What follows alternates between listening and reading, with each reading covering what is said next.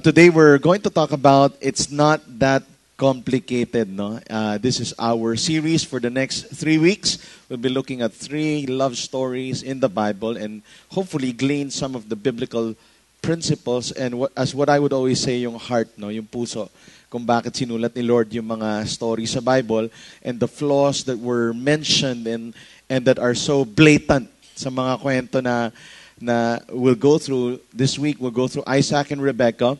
Next week is the famous Samson and Delilah. And then the last week, we're going to talk about Boaz and Ruth. No? And so, as you all know, this week has been a sort of an introduction to our series.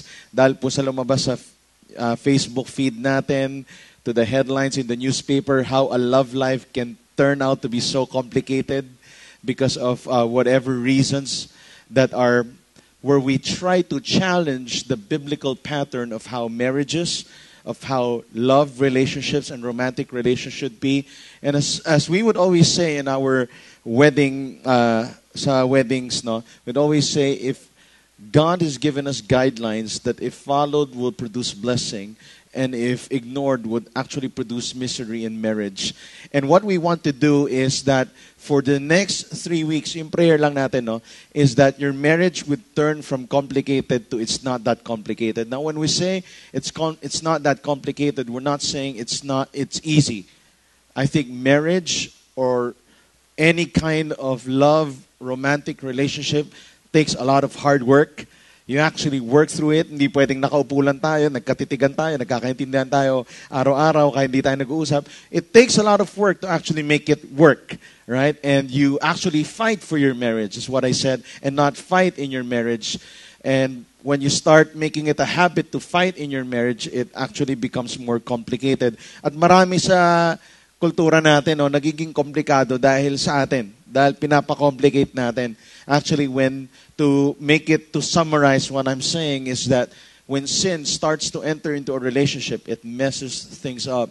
Whether it's adultery, whether it's being unfaithful, whether it's bitterness and unforgiveness, whether it's a third party that comes in, it becomes actually very complicated because we try to redesign God's design when it comes to marriage. That's why kaya tayo tumitingin sa Bible, because we want to equip ourselves and at the same time be empowered by the Spirit of God to be able to live out a thriving, happy, fulfilling marriage.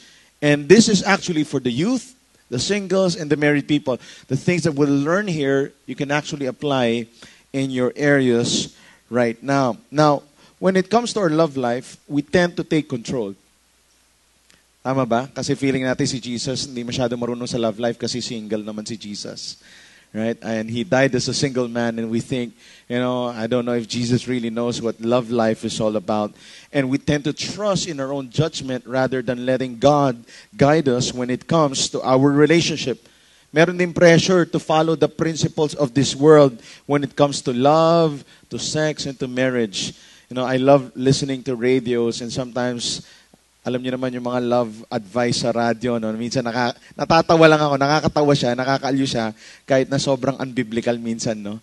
Yung mga advice na okay lang mag-adultery, basta wag ka magpahuli, di ba? And all those things that are being said, and how a lot of issues that are being talked about, even in secular media, are against what the Scripture is telling us. And that's why even with more love codes and more love feeling, and all of us need to love each other, in spite of all the messages out there that talks about love, divorce rates continues to go up. Adultery continues to increase. And what is celebrated in this world is not faithfulness, but unfaithfulness, whether it's in the movies or in the novels that we read or everything that's made available for us. And even our kids are all celebrating the wrong kind of love. And that's why a lot of people are into a lot of complications. Pwede naman palang hindi ganun ka-complicated when it comes to our love life and to our marriage. And I want us to look now in Genesis 24. And this is, again, a familiar story of Isaac and Rebekah. And Isaac, just a background, Isaac was around 40 years old at this time. Wala pa siyang asawa at kailangan na maghanap dahil mamamatay na si Abraham. Right? And so, let's start with that in Genesis 24, verse 1. It says, Now, Abraham was old, well advanced in years, and the Lord has blessed Abraham in all things. And Abraham said to his servant, the oldest of his household, who had charge of all that he had, Put your hand under my thigh, that I may make you swear by the Lord, the God of heaven and the God of the earth, that you will not take a wife for my son from the daughters of the Canaanites, among whom I dwell, but will go to my country and to my kindred, and take a wife for my son Isaac. We start off this story with Abraham being blessed in every area, but there was one thing that he was praying for, na si Isaac magkaroon na ng asawa. Okay, hindi natin alam bakit wala pang asawa si Isaac, kung sino ba kamukha niya, tatay niya, nanay niya, kung bakit walang pumapatol sa looks at saka sa mga moves ni Isaac. But he was looking, Abraham was saying, Isaac, I want you to get married. And so Abraham called on his faithful servant, ang kanyang manong guard, and said, Manong, hanapan mo naman tong anak ko ng asawa, but I want you to look in my province and not just here, but I want you to go back to my people and look for a wife for my son Isaac. And the reason for this is because Abraham had a high priority when it comes to the faith of the wife of Isaac, and he wants it to be in his province where they were God worshippers, and he said, hanapan mo lang ako doon. And that's my prayer. Now, when you look at this, and I know this is just the introduction, makita natin may napaka-importanting principle na kailangan nating i-practice dito, especially as parents. And what I'll try to do in the preaching is try to shift from talking to the parents, talking to the singles, talking to the married couples here. But at first, you would see that when Abraham said he wanted a wife for his son Isaac, you would see yung role ng parents. Okay? How parents are so important in setting up their kids to a successful marriage. Okay? Malaki po yung role natin bilang magulang. We play a part if we want our kids to have a successful marriage. I remember Tammy, when I was courting her, she actually shared to me a story that left a mark in my heart, that I'm doing this now to my kids. You see, Tammy grew up very close to her dad, and sabi ni Tammy, when she was 6 years old, her dad would go to her room and they would start praying for the future husband of Tammy. 6 years old. Pinagpipray na nila. Anak, pag-pray natin yung magiging asawa mo. And they would pray and they would believe God. And it was the father, my father-in-law started speaking life over what was not yet there. And it was like not programming, but really setting up Tammy to think biblically and to start trusting God for the blessings to come. So from 6 years old, Tammy got married at the age of 23. So that's around 18 years ba? Around 18 years. They were praying for 18 years, believing God for an answer. And guess what? Huh? Guess what? All right? God gave them the answer.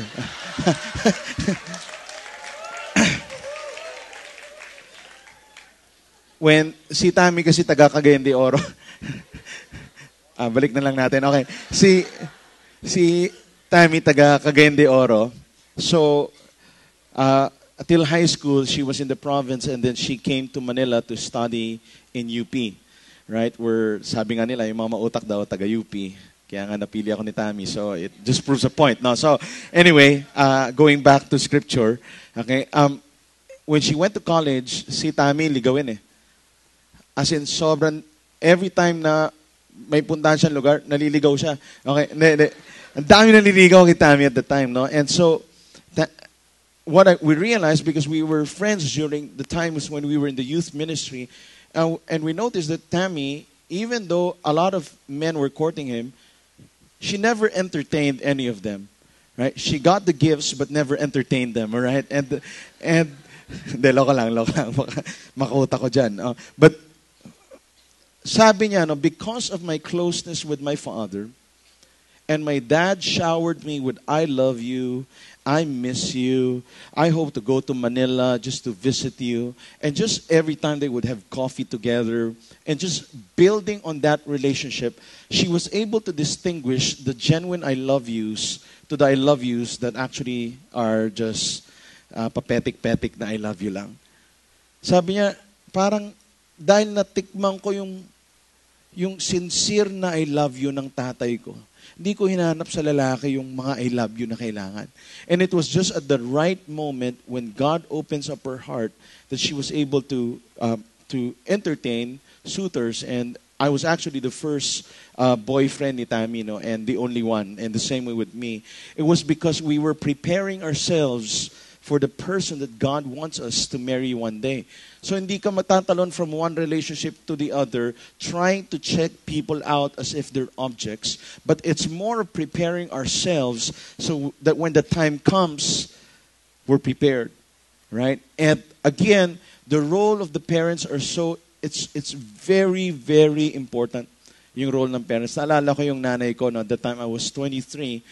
And I said, I'm going to marry Tammy, and I'm ready. And she looks at me and said, "I don't think you're ready. You're my baby boy." "But Mommy," "I'm not." Okay. No, but I had to date my mom, and because she was worrying about, you're a pastor, what would you feed her? We'll pray, we'll fast. Okay. What would the future be? You don't have a business. She's from a family that's well-to-do, and then everything, all the concerns of a Chinese parent. And I told my mom, "Mom, I think I see the problem. I think you have a problem with yourself." So, "What do you mean?" "Wala kang bilib sa parenting skills mo. You see, you've raised me up for 23 years. You've taught me the value of hard work. You've told me to save up. You've told me the value of money. You've told me the value of loving the Lord. And now I'm 23 and I'm getting married at the age of 24. I believe you've imparted everything you've got to me, and I'm prepared for this." Sabi niya, "You have a point, huh?" Ayun, nauto ko siya, no? So, now, let me make a note lang on parental input when choosing a spouse. Abram was involved, but at the same time, he wasn't manipulative, right? What I mean is, now for those who are getting married, if you're single, while not a guarantee, parental counsel and blessing is nevertheless the way of wisdom and must be seriously considered. Okay? Again, ang parental counsel at input, though hindi siya guarantee of a successful marriage, is something you could actually seriously consider. Now, alam natin na hindi naman yung magulang mo hindi naman niya papakasalan yung boyfriend mo, no? Ikaw pa rin ang pipili at the end of the day. But I do hope that as singles, you also take time to seriously take note of what they're saying. Okay? Because maybe there's wisdom there. Right? And it's actually a way of, parang wala namang mawawala eh. To hear out what they're thinking. Right? And I think it's a way of wisdom to get your parents involved in that way. Now, parents also must be certain that they are not trying to relive their lives through their children. Okay? Hindi yung magulang, "Eto type ko para sa'yo, yan dapat. Kung hindi yan, hindi kita bigyan ng pera. Hindi kita supportahan, hindi ako sisipot." Wag naman manipulative.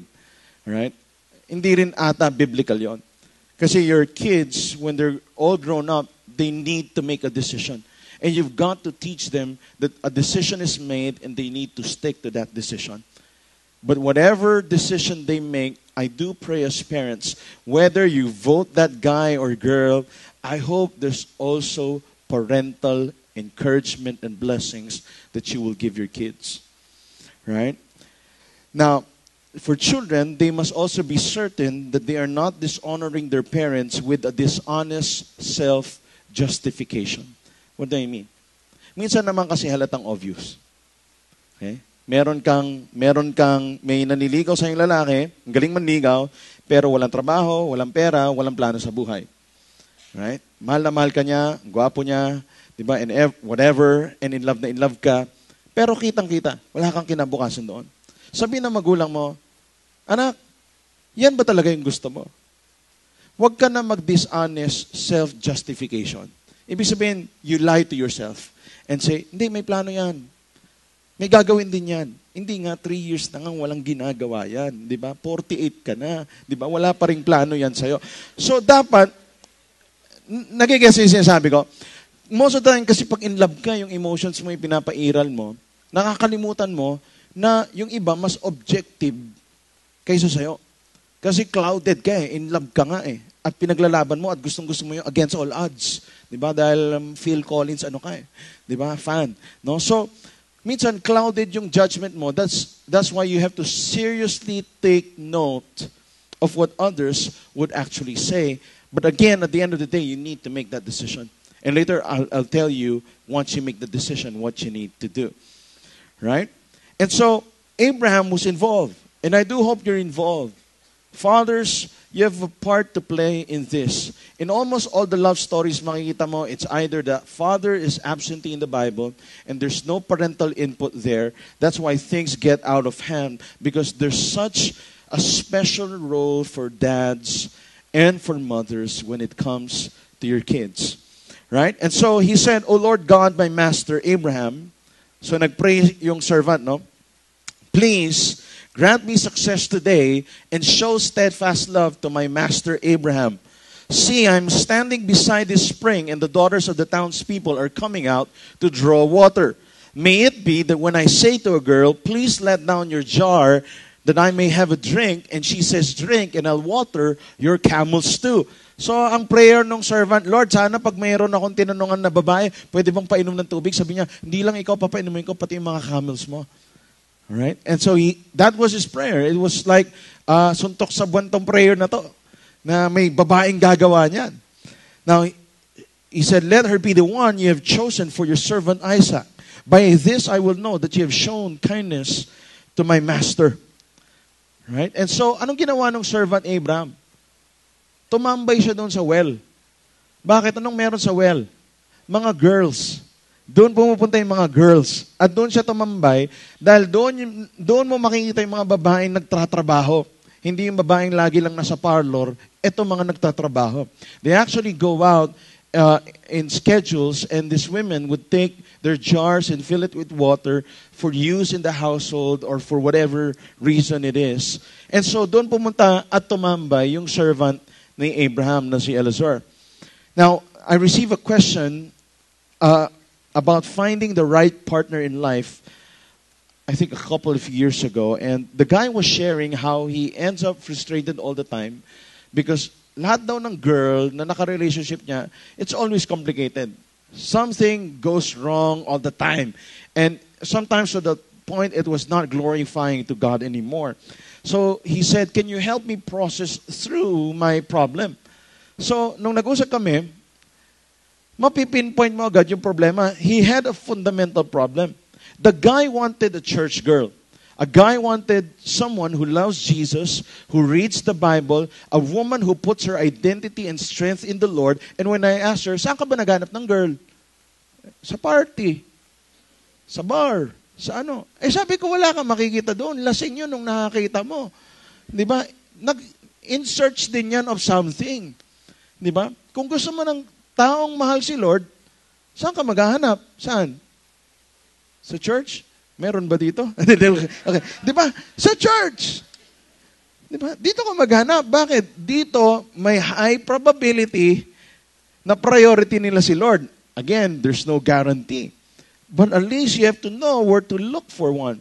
I found my wife in our youth service. We were both youth leaders at the time. And I was worshiping the Lord. I love you, Lord. I love you, Lord. Sakita ko siya, like, I love her too.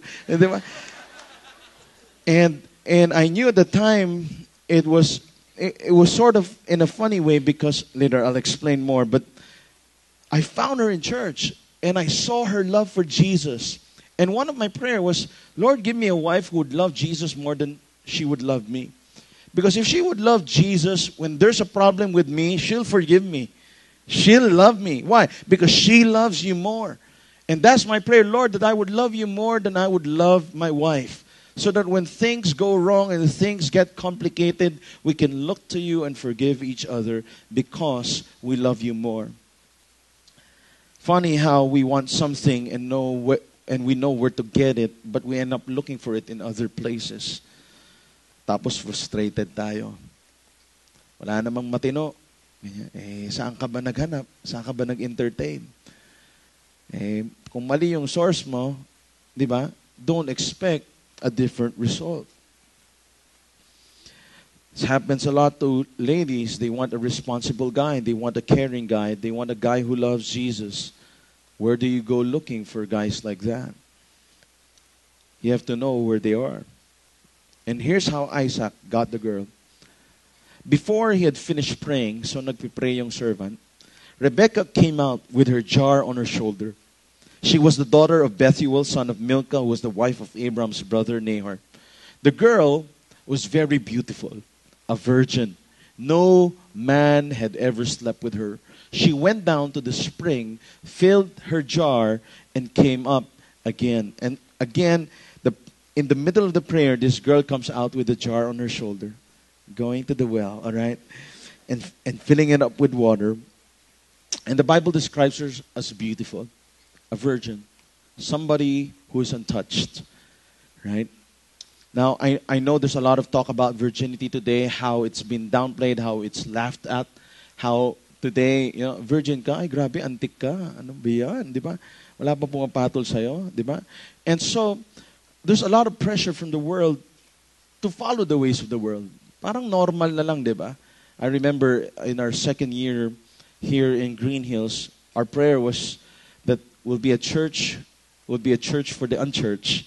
And so we had people who were getting saved and people who met the Lord. And one time I made a challenge to one of our leaders, let's ask what they think about sex before marriage. And I said, bro, what do you think about sex before marriage? And he says, well, it's good. You mean it's not a sin? It's not. Everybody's doing it. And so the world has taught us that this is all normal.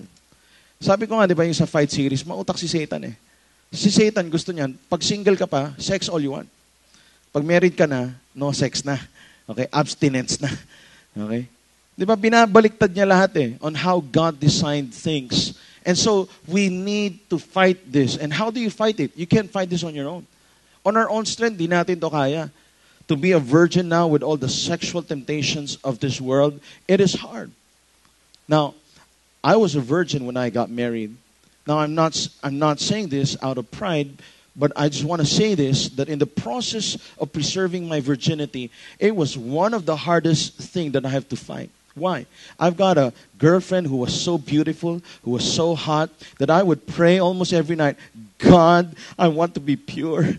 Lord, please preserve me. Lord, I want a story to tell my kids because I am sexually tempted with this woman.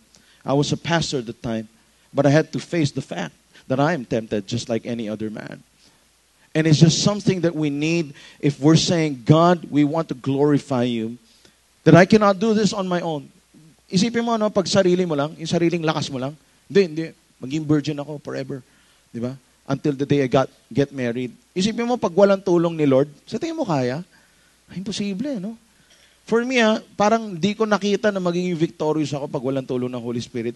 Ibig sabihin, nung nasa altar ako at virgin kaming dalawa, it was supernatural. It's not natural. It was only by the grace of God that we were able to do this. And that's why you have, again, to remind yourself every day, whether it's in your marriage, to keep it strong, or you as a single wanting to remain pure, or you as a married man being tempted in the office by this lady who's noticing you. You've got to come before God and say, God, give me the strength because I cannot do this on my own. I need your help. By the power of God, supernaturally do something.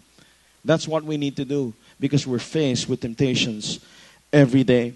Rebecca decided to remain pure and holy. Now, you might say, Old Testament naman yan. Wala naman sila dating ano. Hindi totoo yan. Sodom and Gomorrah pa lang, time of Abraham, grabe. From prostitution to all the sexual orgies that were happening during those time. So don't even say, iba yung temptation dati, iba yung temptation ngayon. It's actually the same. People have the same nature, sinful nature. But Rebecca decided to remain pure. It's what we call delayed gratification, which is something that our generation has forgotten. Ibig sabihin ng delayed gratification, gusto ko siya pero de-delay muna natin. Whether it's shopping or sex, you've got to learn how to delay those gratifications. Because one day, when it's already right in the eyes of God, you can do whatever you want. But when it is still outside of marriage, we've got to know our boundaries. Yung isang scene sa Hunger Games, ewan ko kung naalala nyo, nasa party, tapos kumakain sila, tapos may lumapit na party people, sabi, kainin mo tong pill. Sabi ata nung girl, pang ano tong pill? Sabi niya, when you eat it, because you're so full, you'll vomit everything so that you can eat more. You remember that scene? Right? That's how our culture is today. It's like we never get satisfied. Have you seen an adulterer who's satisfied after 8 girls? They don't get satisfied. Why? They're looking for satisfaction in people. People cannot satisfy you. May nakita ka na bang playboy satisfied? May nakita ka na bang addict na satisfied? May nakita ka na bang sugalerong satisfied? Hindi yan masasatisfy. At kahit anong gawin natin physically, hindi yan masasatisfy. The only person who can satisfy them is Christ. And I need to be conscious of that. Me and my wife, we need to remind ourselves, I am not Jesus. Tammy, as much as I love you, I did not die on the cross for your sin. I cannot satisfy you like Christ. Only Christ can satisfy you. Do we satisfy each other? I think so, but not in a way that the Lord can satisfy us, wherein our peace, our security, our strength is found in Christ and not on each other. Di ba ang hirap pag titingin ka lang sa partner mo as your ultimate satisfaction? Bakit mahirap? Paano na pag yan, hindi na up to par yung expectations, hindi niya na ma-reach yung expectations mo? Magagalit ka na. Bakit? Hindi ka na masatisfy. Di mo na ako ginaganyan. Di mo na ako ginaganyan. Dati, ganyan ka. Ganyan ka dati. Tapos ganyan. Dati may pera tayo. Ngayon wala. Hiwalay na lang tayo. Bakit? Kasi naghahanap tayo sa tao for satisfaction. Kaya nga hindi totoo yung sinabi ni Tom Cruise, you complete me. Hindi totoo yun. You can never complete each other. As much as how romantic that quote was, only Christ can complete us. We can never find satisfaction in people. We have to look to God. As a couple, you look to God and say, God, you're the one who will complete us, not us completing each other.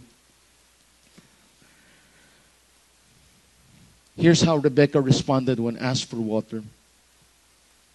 Sabi ni Rebecca, she said, drink, my Lord. Wife, you have to practice this at home.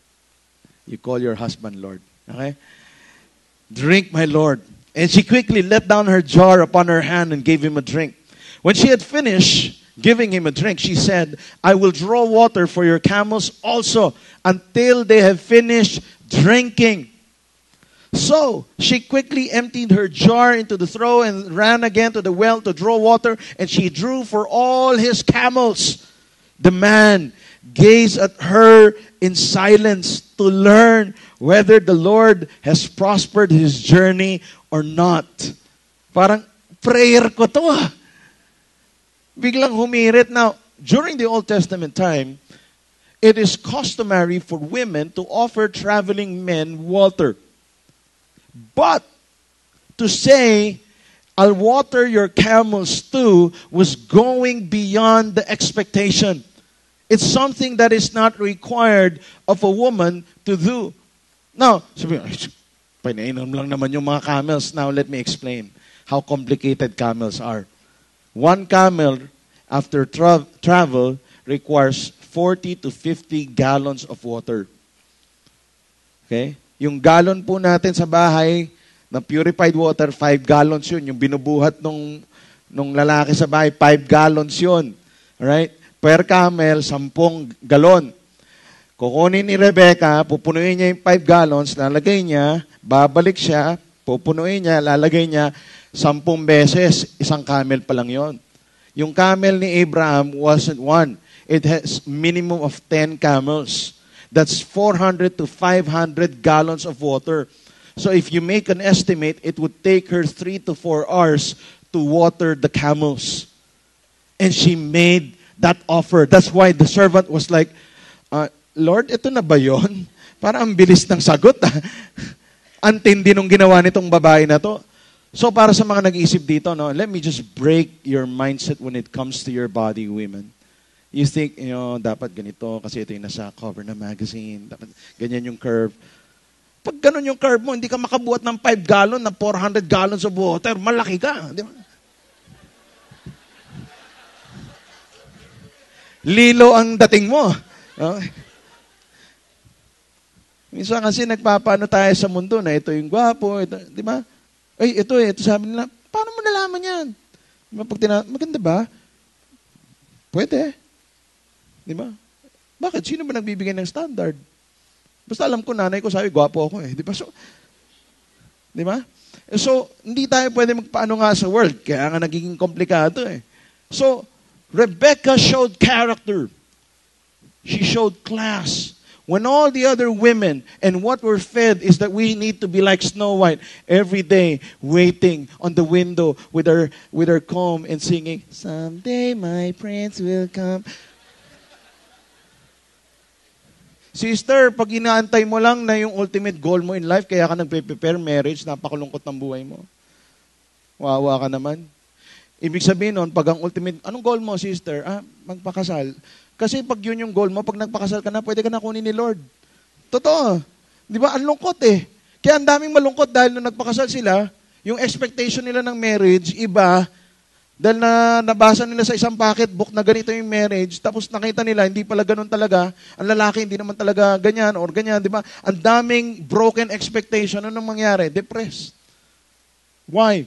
Because their ultimate goal is marriage. They're preparing for marriage. Please don't prepare for marriage. Prepare for life. Be productive citizens of the Republic of the Philippines. Get a job.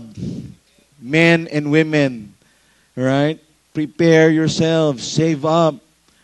Invest your money. Be productive in church. Take active part in kids' church. Make it your preparation. Men, the same way. Get a job. Maligo ka rin minsan para may makakita sa'yo at makaamoy sa'yo. Di ba? Learn how to prepare.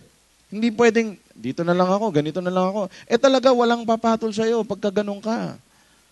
Kasi wala kang plano, wala kang ginagawa. Parang hindi ka good testimony kung paano ang isang Christian. Diba sabi sa Bible, I've come to give them life to its fullest. Full ba ang buhay mo? Or are you like a fool? Di ba? Na wala kang plano, parang wala kang Lord. Kung umasta ka, parang walang Lord. You've got to prepare yourselves for life.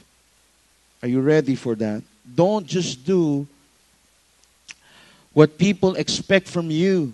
Do what's expected and then some more. That's how Rebecca got her biggest moment when she was watering the camels.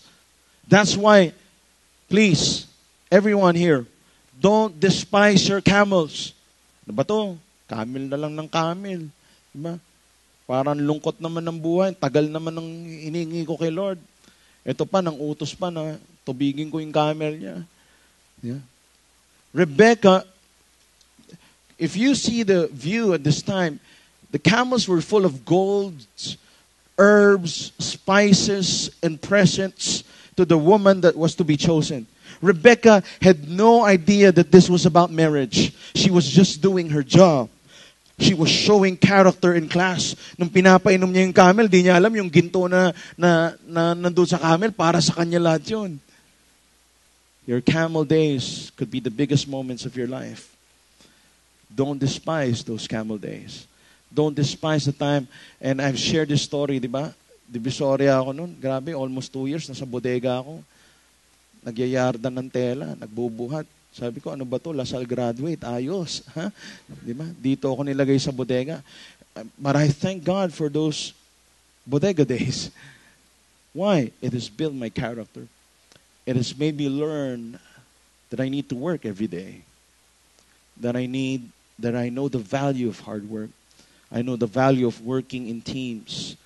And I know the value of being humble enough to do the menial jobs. And those bodega days were the biggest moments of my life to make me who I am today. Don't despise your camel days. Don't think what you're doing now doesn't have an effect on your future. Everything you do now is connected to the destiny that God has for you.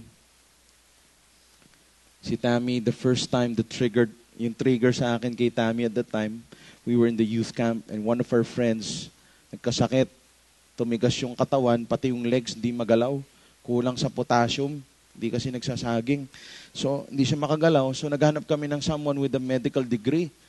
It was only Tammy who had the medical background at the time. Tammy graduated in UP, physical therapy, tapos nag-top siya sa boards ng buong Pilipinas the next year sa physical therapy. No? And so, she was the only one who had some sort of medical background. And so she was taking care of my friend at the time. And I heard my friend, I said, I'll visit my friend and pray for my friend. Pagpasok ko sa kwarto, kita ko si Tammy, nalagaan niya yung kaibigan ko. Sabi ko, sana ako na lang may sakit. You know, that at that youth camp, I took a video of her and showed it to my parents. When I went home, I said, I think I found the girl I'm going to marry. Kapal na mukha, no? Right? But I was in faith. I was saying, this might be the girl for me. And yun, nabulag naman siya. No? So, okay then. In your marriage, do more than what is expected of you. You know, there will be no divorce and crazy headlines if we just remain faithful to our spouse. We date our spouse weekly. We talk to them, have heart-to-heart conversation. Share your emotions to each other. Have shared activities together. Some things are so practical. Could make it less complicated if you just take time for that. Alam mo, napansin ko, no, ang daming mga simple sa buhay na pag ginawa natin, ang kailangan lang natin talaga maging deliberate. Ibig sabihin, intentional tayo na, dapat every week may ganito tayo. Dapat every week nag-usap tayo.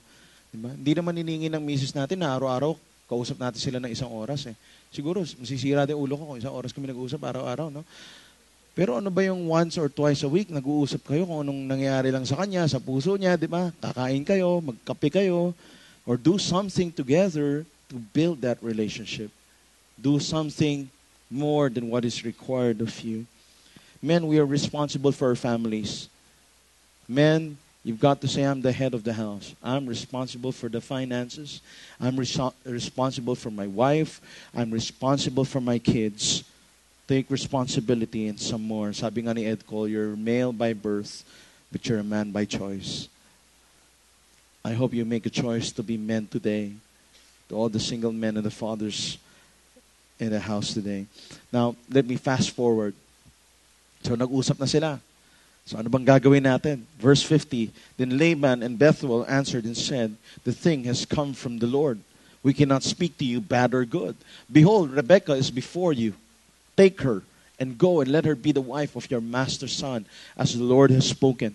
So sabi ng mga parents, boto na kami. Okay na yan, good na yan. Kilala namin si Abraham.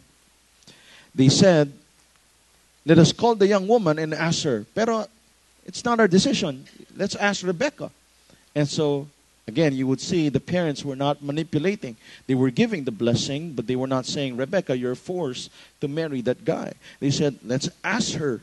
And they called Rebekah and said to her, Will you go with this man? She said, I will go. So they sent away Rebekah and their sister and her nurse and Abraham's servant and his men, and they blessed Rebekah. Right? Now, what's interesting about this? About Rebekah. May napansin ba kayo? May napansin kayo?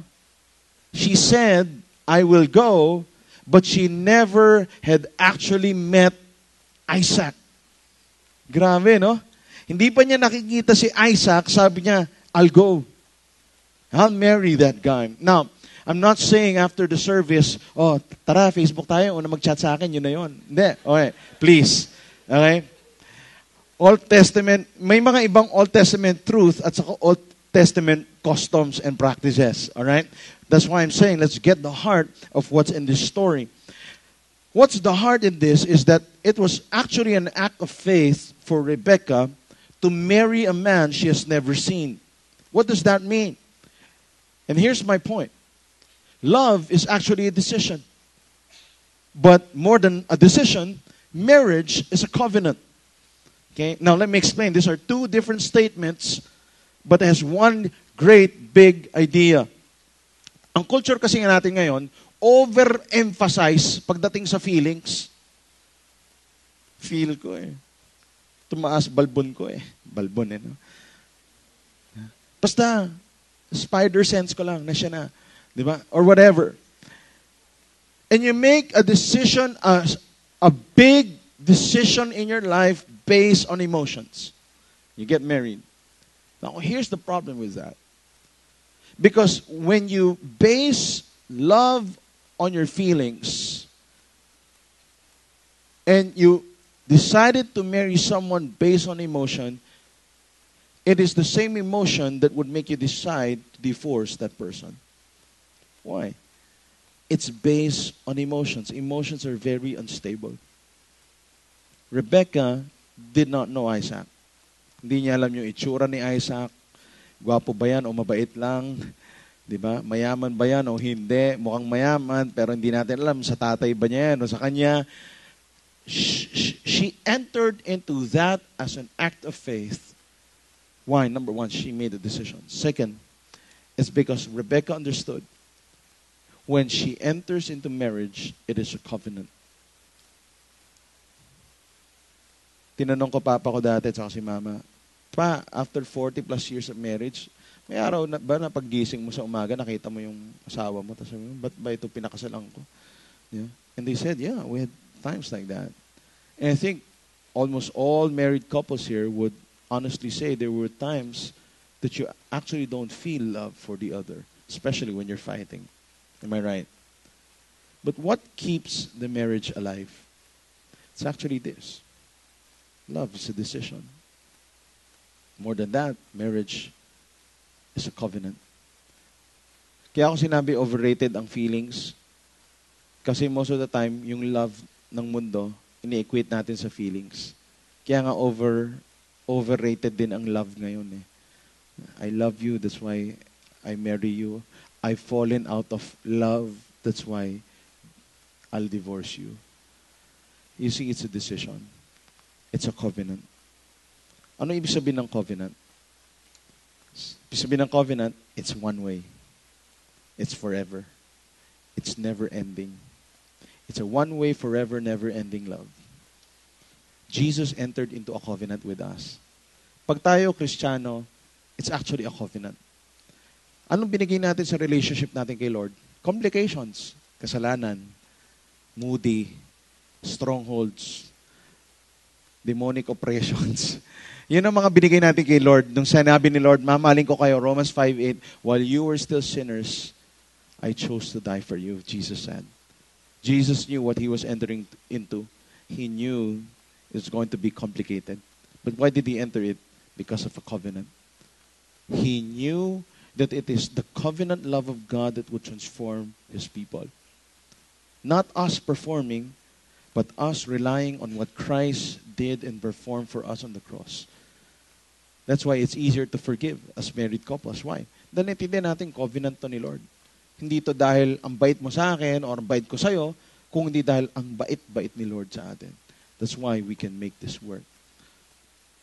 Sabi ni Ravi Zacharias, it's quite long and I put it here. Kung gusto nyong i-Instagram, Instagram nyo na rin. But it's powerful. He says, the most important thing to bear in mind is that you must face your willingness to die to yourself before you choose to walk down the aisle. Before your marriage, there's what you call the funeral. You die to yourself first.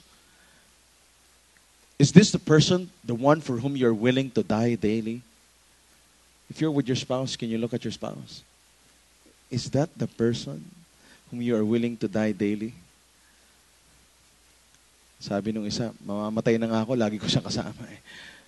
Is this person to whom you say, I do, also the one for whom you are willing to say, no, I don't, to everybody else? Be assured that marriage will cost you everything.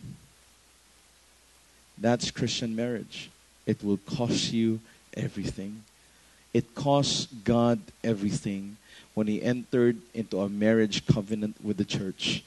He sent His Son Jesus to die on the cross for our sins. Thornton Wilder said, he's a playwright.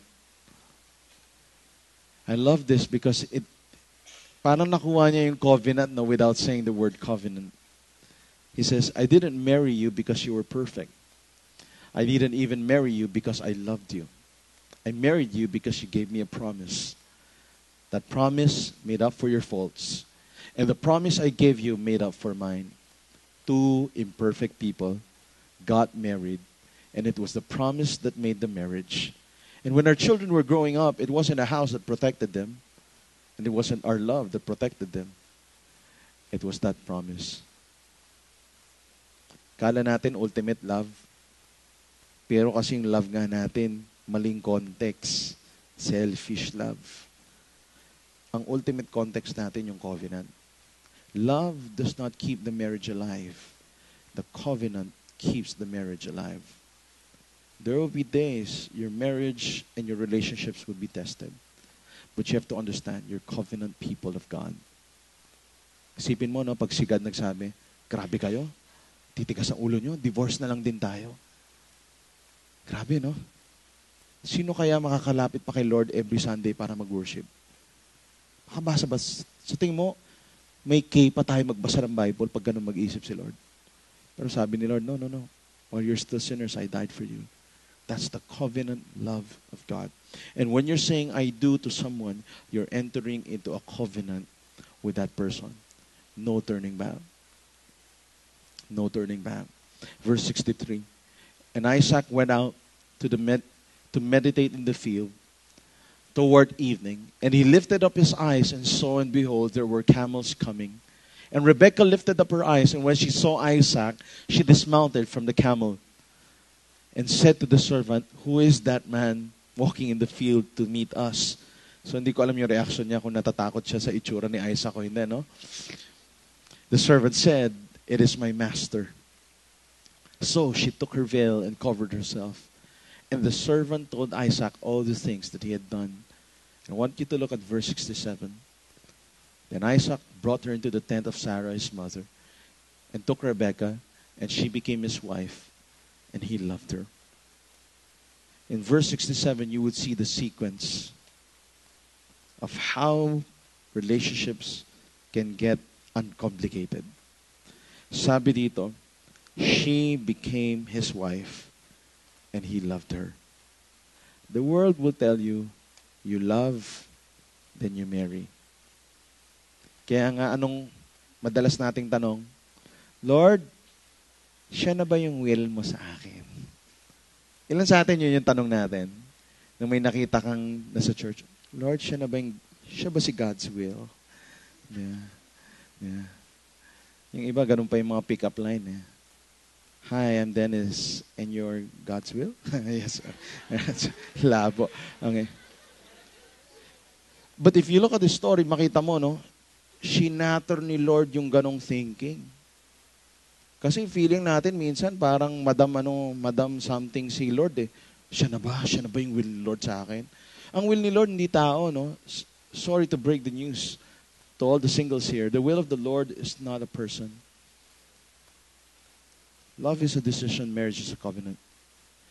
When Rebekah saw Isaac and Isaac saw Rebekah, they married each other, and then the Bible says they loved each other. What does that mean? It means kung sino man yung dinesisyon nating mahalin at mag-I do kayo. Alright? You stick with that. You've entered into a covenant. Right? Decide to love. Singles, engaged people, there's time to back out. Okay? Now, married people, you're stuck. Okay? But, there's grace. There's grace. Okay? Ibang subject pa yung divorce. Okay? It would take 2 hours ata for us to go through that, right? But there are biblical grounds for divorce. But personally for me, I hope it doesn't even get there, right? But let's go back now to this. You enter into covenant, you're saying, the woman is saying, I choose to submit to you and love you, whether your leadership is good or bad, I will submit to you. I will make things not as complicated because I'm choosing to love you as Christ loved the church. And it's the same way with the husband. Honey, I enter into this marriage knowing whatever differences. There are things that I won't understand about you, but we're making a decision as Christ loved the church to love you also. It's entering into that covenant. Kaya nga sa vow, no? Alam mo, central sa wedding yung vow eh. More than yung iba kasi, I kissed, you may now kiss, yun yung central. Hindi yun yung central. Yung central, yung vow. Bakit? Kasi pag nag-vow kayo, covenant yun. Yun yung covenant nyo sa isa't isa. We'll stick with the covenant. Kaya ano sinasabi mo? In sickness and in health. Health, masarap kasama ang tao kung in health, no? Paano na pag gulay-gulay na yung asawa mo? Wala na siya mabigay. Ikaw na lang nag-aasikaso, ilang years na. You stick with that. Why? It's a covenant. In rich, ano ba yan? In sickness, for better or for poor, di ba? Di ba? So, for better. Ano? Whatever, okay. Ano ba yan? Whether may pera ka or wala. Di ba? Tama ba yon? Okay, chinkitanbok ba yon? Nagugulan ako. Till death do us part ata yun eh. Ha? Di ba? For better or for worse. You know what that means? That means when they said she became his wife and he loved her, Rebecca and Isaac, they're clueless whether Isaac will become good or bad. For better, I pray you'll be better. Or for worse, God please not. But for better or for worse, I'll choose to stick. Why? Because it is not love that keeps the marriage alive. It is the covenant that keeps the marriage alive. Now, I want to end with this. 2 more things, sorry. 2 minutes, okay.